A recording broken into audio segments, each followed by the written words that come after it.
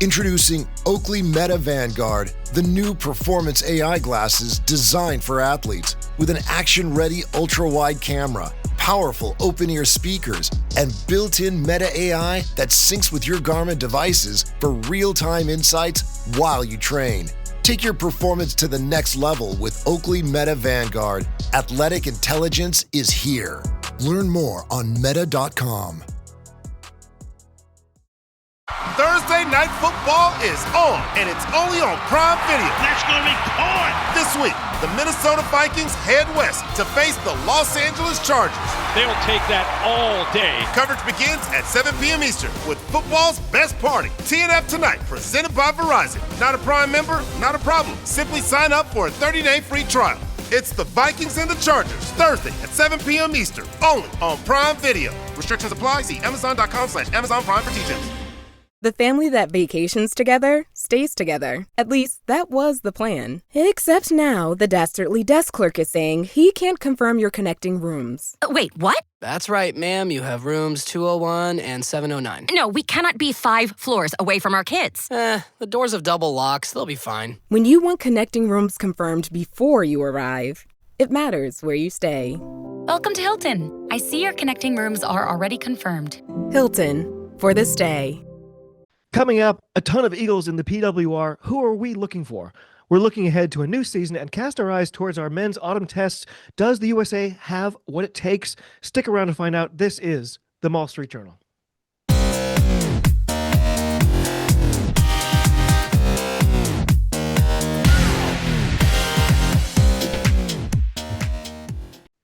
Hello and welcome to the Mall Street Journal, the podcast that brings you all the latest news and reviews for all things American rugby. We are part of the Global Gainline Network and can be found on all your usual platforms, including YouTube, Spotify, and iTunes. So if you haven't already, give us a like or a subscribe, tell a couple of friends about us, or just send us a forged application for the USA women's head coach position signed by Joe Yap. Wink. This is episode 16. As always, I'm David Lawrence along with Kolya down in the Countdown City. Kolya, how you doing? Pretty good. I have to ask, have you ever heard that nickname for San Antonio before? I have not. We were wondering if you made it up. Yes. No, my partner's from San Antonio, and she had never heard it either. It's because of the area code, 210. Ah. I thought maybe they had like a really, I thought maybe in the middle of the city there was like a really good clock. Yeah, I was like, we're thinking of Houston. Of course. Also, back with us from her stint with the DC Furies, coming back to us from the Beehive State. It's Julia. Julia, how many tries did you score last weekend against New York? Hold on, I have to think up that lie in a second. I'm thinking of Beehive State. Did you make that one up? Utah. Oh. Utah. All right. And in terms of how many tries I scored, the ones that counted and the ones that you could see in a video, 1 or 0. But the ones that I scored was like 3 or 4. Yeah. We did end up losing 28-41 against New York, but I really did my best scoring most of those 28 points. Don't look for video. You did your best. We always like to start with our question of the week. Kolya, what is a strange fact or thing that you came across this past week? So, mine is actually something to do with Christmas as we're getting closer towards that season. So, the Basque Santa Claus is a guy named Olencero. Olentzero. I think he leads the Pilu Pilu, right? That's too long. Sorry. Yeah, this is a big giant guy with a beret. Now, the thing is, not only is he, or the story about him is that he's one of something called a Hentelak, which is a giant, like a pagan giant thing. Love it so far. And the stories have been connected of the other Hintelak in scholarship to possibly being discussions of Proto-Basques fighting Neanderthals. Dodo basks. Not a phrase I expected to hear today. Yes. Yeah, you're going to hear a lot of those from languagey types, but Yes. Proto-Basque is a good one. Yes. I mean, that's where I was going with Toulon. Come on, Basque Toulon, Basque Toulon. It's right in the words. Julia, same question. Any weird factoids for you this week? So in general, I like weird facts that upset me in some way. I really like space. I really like deep oceans, neither places where humans belong. There's a reason we're not supposed to go to either of them. We can't breathe underwater. We can't breathe in space. We keep doing it. Insane. But I found one that didn't scare me that much. So I knew it had to be good to share. And then I did, and usually I'd be rattling these off, but I don't want to get this one wrong because I went to go look up to make sure that this fact was correct. And then I found a Reddit argument, and then I had to read it for 3 hours. So it turns out, roughly speaking, sharks are older than Saturn's rings. Sharks started evolving around 380 million years ago. You mean the team, right? Like Ebenezabeth and. Yes, those sharks. I thought. Oh no. Oh, I was thinking Titan. That's a different moon. No, I ruined it. Yeah. So that, and then sharks about 100 million years ago. So even if either one is a little bit wrong, that's wild. And then also in the argument, some people suggested also older than trees. Sharks are older than trees. So wow.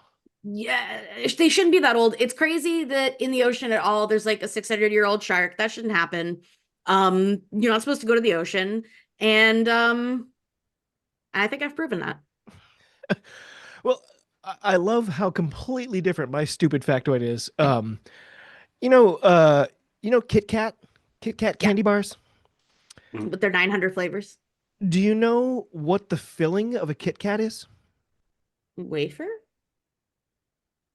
There's wafer, but there's also filling. Is it ganache? It is ground up Kit Kat. That makes a lot of sense. It does, but it also begs a massively existential question. What was the first Kit Kat made out of? Okay, yeah, I was going to say, and then it's kind of like a reverse Ship of Theseus situation. Like, exactly. If you're only made of yourself. Well, it's a good thing we're here to talk about American rugby. Our tradition is to start with some news, but I literally came up completely blanks. Julia, I think you said the same thing. Kolya, at the last minute, any news? I think you found some grassroots for later. But... Yeah. There's Scotland has announced its squad for the November internationals. Yep. 45 players, I think I saw. 45 players and 5 fly halves.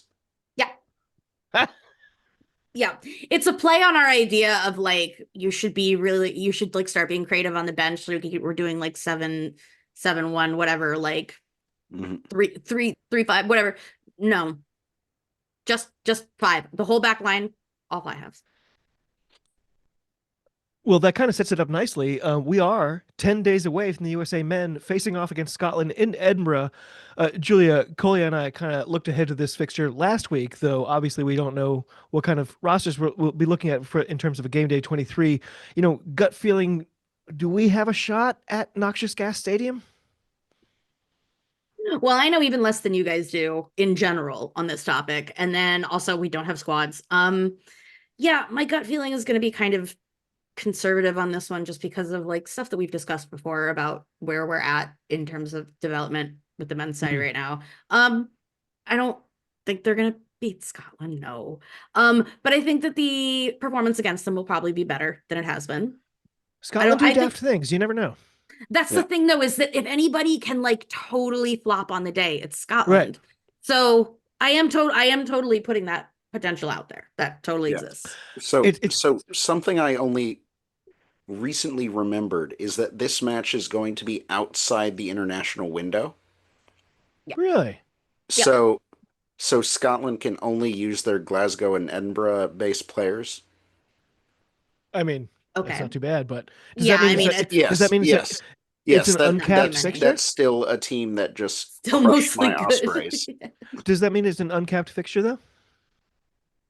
I don't think it's uncapped.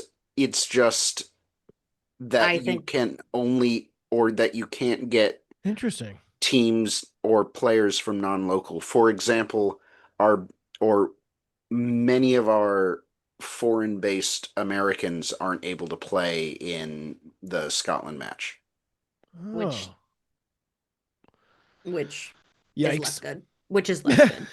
I mean, in like a bittersweet way, like as far as the few names that I was thinking of that are overseas right now are mostly injured anyway. So that test is exactly far away enough that I'm looking forward to it, but I think tomorrow is the day that you the haven't dread started sets feeling in. sick yet. Yeah. Yeah. I think the dread sets in tomorrow. I think tomorrow morning I'm going to, So either way, it's hard to believe, but the PWR starts again in just 2 days, kicking off at the Allianz Stoop with Harlequins taking on my Loughborough Lightning. Kolya, did the season sneak up on you? Like, how excited are you for this competition to get back in gear? I'm excited, but I have a question. Yes. Where in the United States can we watch the PWR? Funny you should mention it. Set me Julia? up. Delightful. That was exactly what I was going to talk about. As David said, we start up. First of all, we would be remiss if we didn't point out we also had some Americans competing in it as well. It has been the PWR Cup for the past few weeks, and it was even happening during the World Cup. Our bad. We didn't follow it. A lot of the pods didn't, so we don't feel that bad. It was impossible to find. It was impossible to follow. Oh, we did. Yeah. No, you're right. Oh my gosh, we totally did. You're totally right. So in terms of where to watch it, I have it pulled up right here. Now, the way that it's going to work this year, now because should I start the Benny Hill music or it's not the Benny Hill, it's the circus one. Because the Benny Hill one annoys me. So all of that said, PWR had all of this. I am gonna go on a spiel. It's my podcast, it's our podcast. I'm on it. PWR really pat itself on the back, really gave itself, rotator cuff injury, patting itself on the back for this new deal that they have struck. I am reliably informed that they will be having actual film production people at all of these matches. However, sorry, what they are so proud of is that all of these matches will all be available. There is an asterisk there because, and I will always say this because I invite PWR to come find me. PWR does not care about fans outside of the UK. They just don't. We used to have one match a week, the match of the week last season on the Rugby Network, a kind of wide announcement on the Rugby Network. They've been dropped the Premiership, the Gallagher Premiership they dropped, and they dropped PWR. They came out with an email to all of us, and to overseas people, you probably aren't tuned into this. They sent out an email to all of us saying, hey, we're not going to be a subscription service anymore because we're losing basically everything that's good. You can still watch college on us and the sevens tournaments that we have domestically. I think they might play select stuff in South America. I'm not even sure. But they're not having any of the premium stuff that you pay for, giving you your money back, and we're not going to be doing that again. So, okay. Flash forward to now. PWR still has this deal that they are very proud of, in which all of them will be available to us, not legally, but there are ways around it. And with a caveat at the end. So the way it works, every week there will be one match broadcast on the BBC iPlayer, which is not terrestrial BBC. It's on the website and on a special thing on the remotes. It's called the Red Button. We don't have it. Who cares? And there will be one on TNT Sports, which is not TNT Sports. You're muted, David. Yeah, the BBC iPlayer absolutely geolocates you and won't there's no way. I have a VPN. I really sorry. We're not sponsored by anybody, so we can say this. Get a VPN. If you get a VPN, you can watch everything on the BBC iPlayer. Just make up a UK zip code, whatever they call it, postal code, and say that you paid your TV license. We have freedom here in America. I mean, minus the occupations. Otherwise, TNT Sports is not the same as our TNT Sports or TNT that we have here in America. It has nothing to do with Paramount like we have here. TNT is with Discovery Plus. We can't get that at all unless you either pirate it or you have a VPN. I don't even know how you would do it with the VPN, though. I only don't watch it. I pirate it. And then 2 will be on YouTube. Sorry, that was a really long story to say it all, but that is how it will be every week. Now, will your team be on one of the hard to do ones or the YouTube one? It will change every week, and you will have to find them on social media. They have said as much. They're not going to make any sense. Basically, we're going to be asking Hattie to send us VHS tapes of the games that she has watched and hoping that we can afford the airmail. Correct. We will be crowdsourcing from our entire global gain line. We're going to be asking all of the gainers who has the best. Can you send it to us? Can you like smoke signal the score at a certain? It's not going to work because of climate change. Well, right back to the question, Kolya, if you're able to watch it, how excited are you to watch this competition this year? It's going to be great. I loved this competition last year. I thought it was the best yet. Yeah, I remember last year I didn't have the Rugby Network Plus. So I watched matches like midweek on YouTube and really enjoyed it. Also, what we have to do. Yeah. And honestly, unless you're a diehard fan, that will serve you fine, and they will be uploaded. Yes. And I will totally go back to you. I also meant to add, even teams that have either the BBC match for that week or the TNT match will sometimes stream all of them. Sail Sharks is one of them. Sail Sharks streams all the time if they are home. The only time that they don't stream on their own YouTube is if they are away and the away team is not letting them stream, which is most of the time, unfortunately. Then there are teams like Gloucester and Bristol who never stream. So it will depend on the team of your fandom. Well, obviously, the reason we're previewing the PWR is because there is a huge number of USA players over there. Though even at this late hour, I don't think everything is set in stone. When I wrote this a day or two ago, I saw, by my count, 21 Eagles scattered across the league, with Loughborough Lightning leading the way with 6 American players. Julia or Kolya, talk to us about player movement. What have you seen? What's been on your radar during the offseason? So there's Erica Gerald Searcy going to Sail Sharks. Yes. She's been at Sail, Or been at Sail, but... Yeah, been at Sail. Yeah.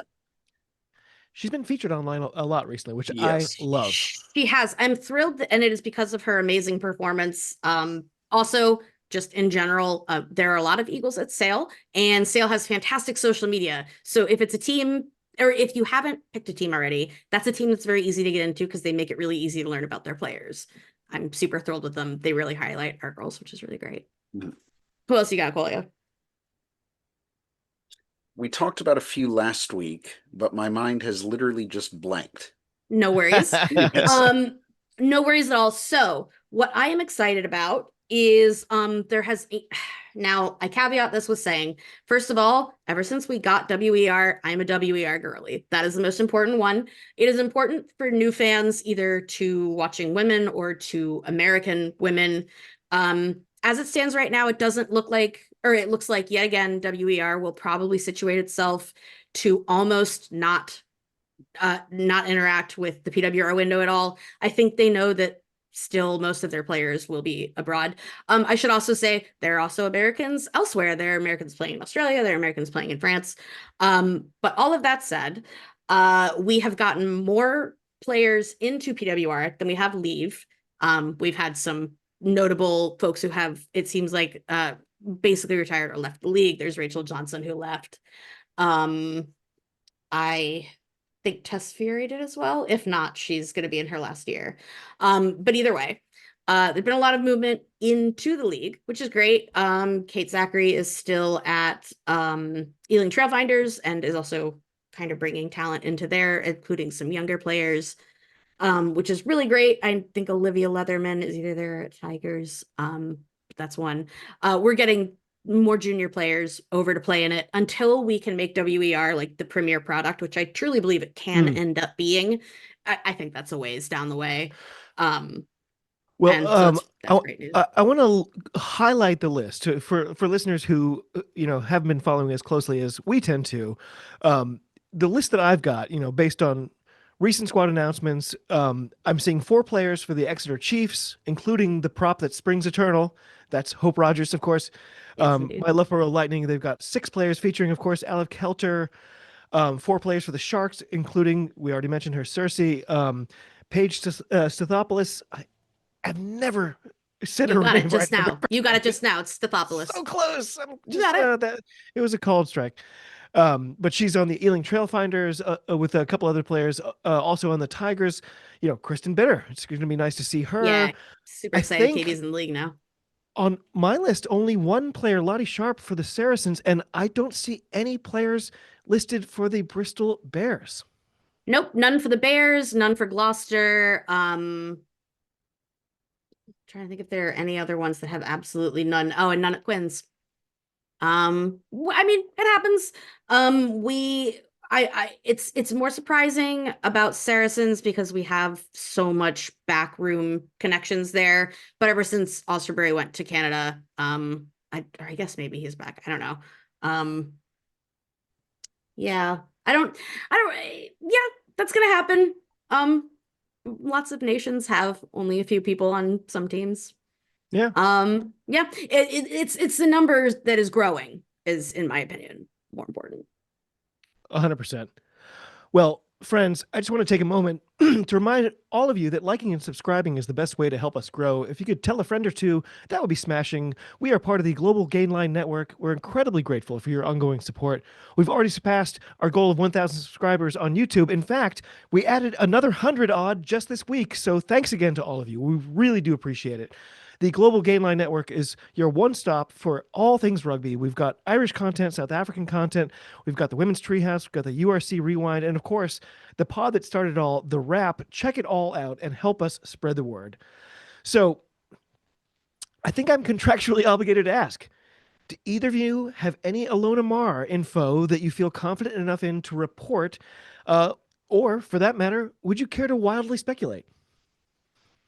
If Collier doesn't, I do. I think she's going back to the sevens team. It's very cute of Ruck to put out an article and say sources with absolutely no human name attached.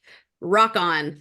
However, the rumor was Sail Sharks, which I get because it's like, I'm sorry, I'm going to call it out because that's the one that would be like easiest to bullshit because Sail has a bunch of money right now because of a new benefactor.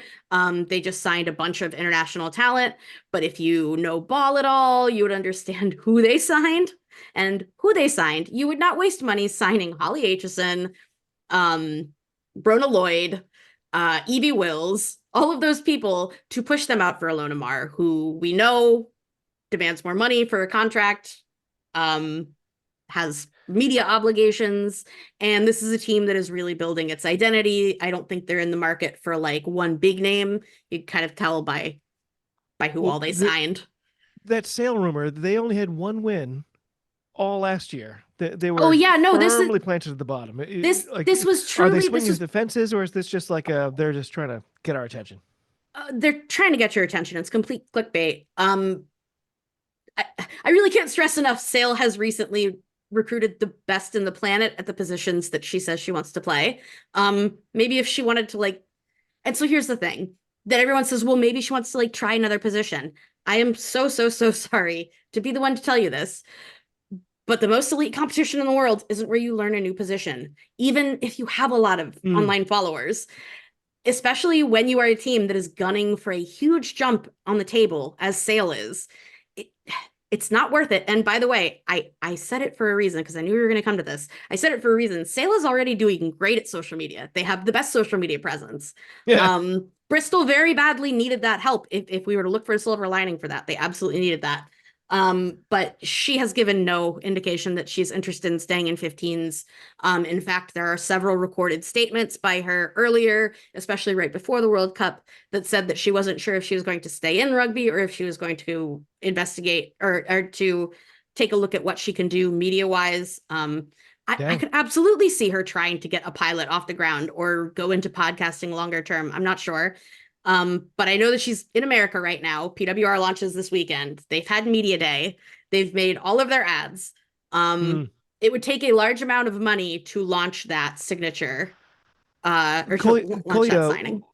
What's Ilona's best move right now? Do you want to see her in 15s again? Do you want to see her going back to the 7s? Do you want to see her moving on? Well, the thing that's always been in the back of my mind is that she would retire after the World Cup. She was hinting at it. Yes. Yeah. How old is she? late 20s. I think she's 28 or 29. Yeah, 29, I think. But I don't see her for several more years. I don't want this to be the end. Sure. But it would have to be what she wants, though. And if her attention is starting to drift, it's only fair to her for her own success to chase the thing that's making her happier. That was my thought. Most of the stuff since the World Cup has been non-rugby stuff. Do we want to see her in the sevens again? It's only a month and a half away. Are we going to see her in Dubai? I'd enjoy it. Yeah, I was going to say that was where I would enjoy watching her the most if she stays in the sport. I mean, it would be for the position that she's in and for the goals that she has often stated that she has for herself. That's the best place for her in the sport. Yeah, I mean, she very much has a place in that world. She is. I think that she's integrated there already. It isn't a steep barrier to entry. It isn't something that is changing faster than she is. She is changing with it because she's still very much involved in it. Well, I think we fulfilled our USA obligation. Yeah, but if that's kind of the thing in the back of my head. But what would be cool would be her joining a WER team. Now that I'm in, that I'm in for. That would be fantastic. Because she's got the money now. Right. And that could be to self-support. I was gonna say, and that would be very humble of her. Yes. If she wanted to really to ingratiate herself in the 15s community, that is absolutely what I would say. God, it would be even better. I really wish that's a mind-blowing proposition. That could be the spark that USA Rugby has been waiting for. Come play in Boston with Nicole Haverland. Why wouldn't she? Yeah. Chetta Emba's there. Why not? Oh my gosh. Right. And but even more importantly, and this, by the way, even if it isn't something that she cares about, and I'm not casting aspersions, she has always been a family-oriented person. She works with her sisters. I think probably it wouldn't suck to be in one place where her family can come for a few months. Yes. Yeah. Boston is not far from Vermont for international listeners. We're a little light on the beach portfolio. Yeah, but I mean, well, whatever. We would start having our regional conversations. I am I am an adherent of, I love the beaches in Delaware. P-Town is also awesome. And if she wants to be a good ally, she could go be seen in P-Town. How about that? Oh man, I would follow that video. Right? So looking back at last season, the top 4 teams in the PWR were Gloucester Hartbury, of course, Saracens, Harlequins, and Julia's beloved Bristol Bears. Kolya, do you think those are our top 4 teams again this season? Is there a team you're expecting to kind of make a leap? I'd like to see someone like Ealing or Loughborough jump up. Do I see that happening? Not really. But I'd love to see it. Is it a closed shop for you, do you think? At the very top, yes. Would be my thought. Julia, what about you? Is this season going to be, lather, rinse, repeat? To be fair, Exeter had the same number of wins as the Bears last season, but they were 2 bonus points behind. They've got to feel positive coming into a new year, right? So I agree on a few of those, and then I have just a few slightly different views. I do think that there is a good chance Ealing Trailfinders will jump. I think that they recruited really strategically in the offseason. They have several Canadians now. They just announced signing Maya Montiel as well, which is another big one. Emma Taylor is there. Arias Tyson just left. But yeah, all that said, I am seeing a lot of great things for Trailfinders. I think there's a chance they can move up. I genuinely do not think the Bears will perform that well this year. I'm not inspired by the new coach yet. That's You're me. thinking your team to be the drop-off team this year. Yeah. Wow. There was a mass exodus of talent from the team. There was retirements. There were people who left to other teams. And, we don't need to rehash what the end of the Bears season was like last year. But I do think that had something to do with it, which is yet another reason why I don't think that she's going to sail, because both Holly Aitchison and Courtney Keat are there, both who left Bears oddly. To be fair, I don't think she cost the Bears their season. I think Gloucester Hartbury cost the Bears the season. Oh, absolutely. Absolutely. Gloucester also is one that I'm not 100% that they're going to walk into it. Maybe, but I'm really surprised that Mo Hunt is playing another season. I'm going to be completely honest. I thought she was going to retire after the World Cup. Great that she's still there. That's a plus. They are missing Sean Lynn, which is something. Yes, I do wonder but how Welsh rugby has played under Sean Lynn, which hasn't been much of an improvement. That's true. There are questions. It's possible that it's a system thing. Yes. So that was where I was going to come with it. I do think that ultimately Gloucester will still be in the top 4. I just am not positive that it is foretold like it was last season. I thought we were on the cusp of a super hot take there. No, I wish that were the case. PWR doesn't move that quickly yet. I think there's a chance that Quins will vastly improve. The back half of their last season was completely different from the first half. If they can continue that, I mean, first of all, the World Cup break has been huge, so who knows what they're coming back to. Unfortunately, Aoife Wafer just had surgery. We don't know what they're going to come back to. Actually, now that I think of it, I actually agree with Collier more than I thought originally. No, but I do. We all come around to Collier. For sure. But I do really want to like underscore what he said. I really do think that we're going to see market improvement from Loughborough, and I think we're going to see market improvement from Trailfinders. I would also throw Quins in with probably will improve, and Sharks we know are going to improve. I worry about the Tigers. Honestly, I do worry about Bristol, but I think that that's bitterness on my own part. I don't know what you could have done to fuck up to lose Dave Ward, but you did. I don't know. Loughborough are my team. I don't know. I'm happier for them. I love them. I'm happier for them than ever. But like Ealing is the team. They're not my team, but they're the team. I'm like, come on, come on. Mostly because of how the Premiership for the men's side has dicked them over. Every year they're like, hey, can we maybe come on? And they're like, no, you need 10,000 people. Like, Trailfinders. 10,000 people. Like, well, now you need 10,001. Trailfinders is also a feel-good team. It's definitely going to be very feel-good this year now that they have Rachel Malcolm. Like, sorry, but everywhere Rachel Malcolm goes becomes sunshine. It's going to be great. I think Trailfinders are going to have, I mean, I was going to say their best season yet, but like, there hasn't been many. Collier, as a coach, which USA player do you think might benefit the most from this kind of experience that what we're about to see in this competition? I'm unsure is my first thing with that. Like, I have more thoughts on how the French Women's League starting is going to be really helpful for a bunch of our younger players who have just moved over there, particularly at Bordeaux. Yes, I've also been thinking that. Well, either of you take that. I didn't have it in my script at all to talk about how many of our players are actually not in the PWR, but there's been big signings, particularly at Bordeaux, like you mentioned. What else should we be looking at? Those are the only big ones for me. It really is the Bordeaux ones. But the reason why this is important, other than that's a great program. I was watching their game. Bordeaux Elite One has its own problems with streaming, really big problems with streaming. So at least Bordeaux, it was Bordeaux this weekend. Bordeaux is now just streaming their own. They just have one of their players who's injured doing it from her phone. And It wasn't good, but it worked. My French, I am sure will get good.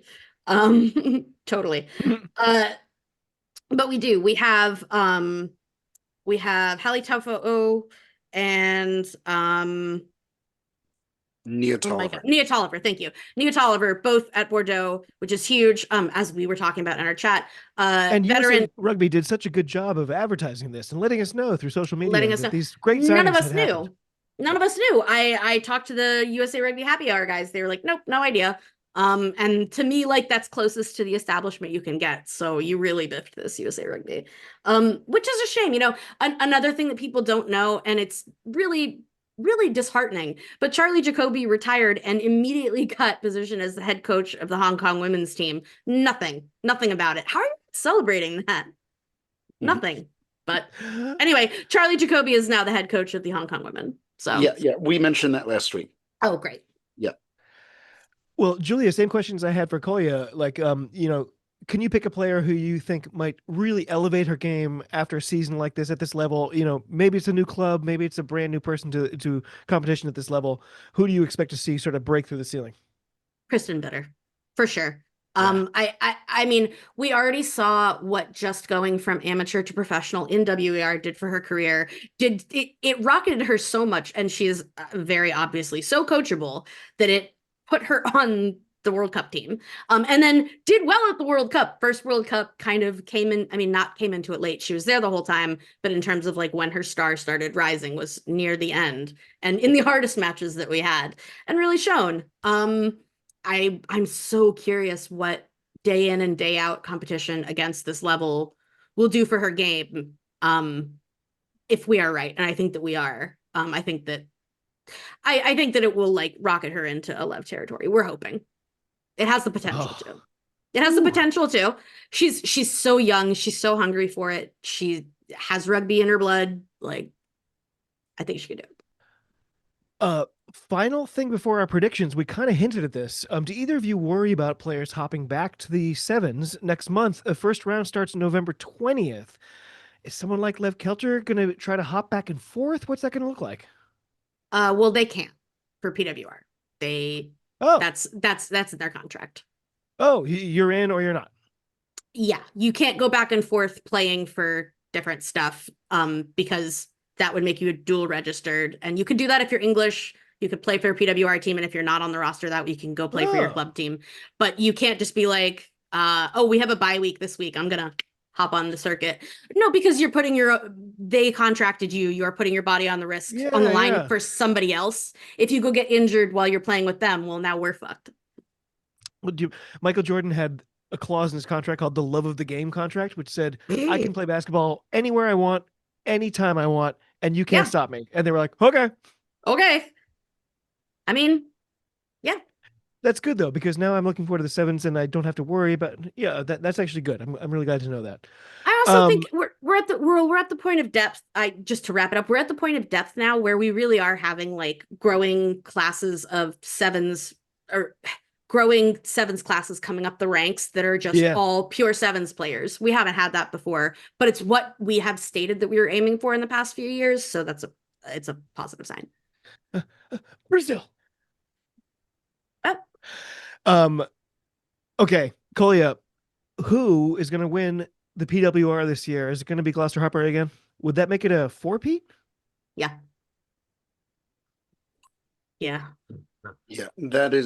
That would be my prediction.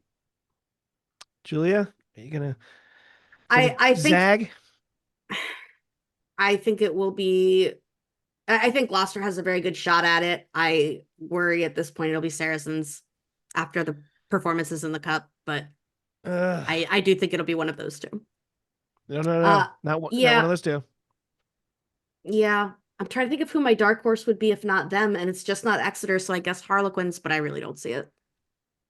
We could be completely wrong. We said this last time, you and me, David. And we thought that, Harlequins are gonna stay in the dirt the whole time, and then they ended up, just barely missing playoffs. So who's your answer? Who's your champ? Gloucester, sure. Yeah. I'm going to go Loughborough just because I'm going hard. Hell yeah. It's my chance to zag. I looked at that list and I love every single name of those Eagles I saw on that list, and I was like, I kind of want to zag. I want to zag to Trailfinders. That no, I can't. I'm too vain. Before we leave, Kolya has some grassroots for us, I think, before we get out of your hair. Yes, so this is going to be in a few weeks, but the Austin Valkyries, the women's team up in Austin, Texas, are hosting on November 8th Bat City 15s. That's right. A Where is that city? Also Austin? Yeah, Because Austin. of Austin. Yeah, it's at the Huns Rugby. It's got, or you're guaranteed to have three games, 40 minutes each game. All right. That's not a bad deal. Yeah. That sounds fun. Yeah. Wow. Yeah, Is there a good better for name for a team preseason. than Valkyries? I can't think of one. No, Well, it really suits. I'm also a big fan of the San Antonio Riveters. Yes. I was just saying the same thing. I mean, it's completely different sport or whatever, but there are arguments about what eventually the Cleveland women's basketball team would be, and Rivers was up there, and I was like, that's so good. I was like, it's so dope. Oh, it's a great I did name. another one. I accidentally did another one of my deep dives into minor league baseball teams, and I found a team called the Trash Pandas. I was going to say, I'm about to spend a lot of money on some merch. You're going to have, so good, do that. However, if you stare too long into that abyss, you will find, so you're right, that's a great one, but there are good minor league teams everywhere. Virginia has no matter where you are, one near you has a ridiculous name. And by the way, they all have ridiculous names. So the one that I love here in Virginia, that I also have a lot of merch for, and you'll know why as soon as I say it, but they're the Danville Dairy Daddies. And I have a bunch of Dairy Daddies, and it's a bunch of cows, and they're in like budgie shorts, and they're muscular. So the San Antonio Missions have an alter ego team of the San Antonio, or the Flying Chanclas de San Antonio. Okay, see, that's fantastic. Ours is I was thinking Richmond is the Flying Squirrels. It's nowhere near a Flying Chancla. Well, the all-time could be, I'm sorry if we've already talked about this. It feels like inevitable that we would have. Eugene, Oregon had a team, and so the story was, at one point, a whale got beached, and somehow the job of disposing or figuring out what to do with this whale corpse fell to the DPW. And they were like, well, we could blow it up. And they were like, we just need some dynamite. So they went and got as much TNT as they could find, and they spiked the whale corpse with TNT, somehow thinking that blowing something up would vaporize it rather than just absolutely. That's how it always works. Everywhere. Yeah. So they exploded a whale, which and this then covered the town of Eugene, Oregon. 30 seconds before they invented their minor league OSHA. team now, to this day, has their alternative logo of the exploding whales, and it is a glorious logo. Oh, man, that's so good. And like when I was little, I used to like, the ones that your parents did feel okay with you knowing, and like the banana slugs. But now I know about the exploding cows, and I got to do that. Well, I think that's the perfect way to wrap up a chat about American rugby, right? It's gotta be. Yes, our British listeners. They have a lot to research tonight. Minor league baseball, yo. Well, first of all, they're because it's mind-boggling, and 5 hours later, they're gonna close the window, like, and they're gonna be like, they're so full of shit, and they look it up to, all right. Oh, there it is. Exploding whales. Trash pandas. Exploding whales, right there. Well, Kolya, Julia, as always, this has been fantastic. Thank you so much for your time and insights. Any last thoughts before we call a full lid? Really excited for this weekend's rugby. Yeah. Glad rugby is coming back. Yeah. As always, thanks to Lee, Hugh, and all the folks at The Wrap. Thanks to all of you for coming along and watching or listening. We're on YouTube. We're on all the usual platforms for audio pods. So if you can help out by spreading the word, that would be phenomenal. Until next time, from all of us, cheers. Thanks to you all, and be well. Joe Yap, text me.